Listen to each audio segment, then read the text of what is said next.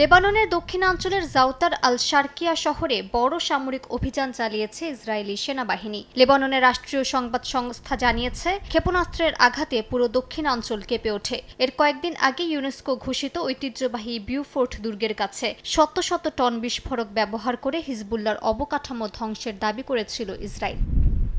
একই সময়ে নাবাতিয়ে আল ফাউকা শহরে ড্রোন হামলা চালায় ইসরায়েল। যুদ্ধবিরতি কার্যকর থাকলেও সীমান্তবর্তী বিভিন্ন গ্রাম ও তথাকথিত ইয়েলো জোন এলাকায় টানা বিস্ফোরণ ও সামরিক অভিযান অব্যাহত রয়েছে। নেতানিয়াহু প্রশাসনের দাবি, আলী তাহের রিজ এলাকায় অভিযানে কয়েকজন হিজবুল্লাহ সদস্য নিহত হয়েছে।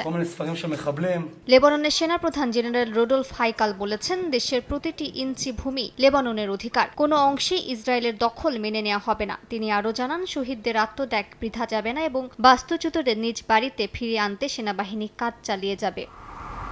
অন্যদিকে লেবাননে অব্যাহত ধ্বংসযজ্ঞ নিয়ে গভীর উদ্বেগ প্রকাশ করেছে জাতিসংঘ। লেবাননে জাতিসংঘের বিশেষ সমন্বয়কারী কার্যালয় বলছে, এসব হামলায় বেসামরিক অবকাঠামো, সাংস্কৃতিক ঐতিহ্য এবং স্থানীয় জনগোষ্ঠীর স্মৃতিচিহ্ন মারাত্মকভাবে ক্ষতিগ্রস্ত হচ্ছে। একই সঙ্গে জাতিসংঘ শান্তিরক্ষী বাহিনী ইউনিফিল জানিয়েছে, জাতিসংঘের প্রস্তাব বাস্তবায়ন এবং লেবাননে স্থিতিশীলতা ফিরিয়ে আনতে তারা দেশটির সেনাবাহিনীর সঙ্গে কাজ চালিয়ে যাবে। মালিহা সুহরওয়ার্দী, সময় সংবাদ।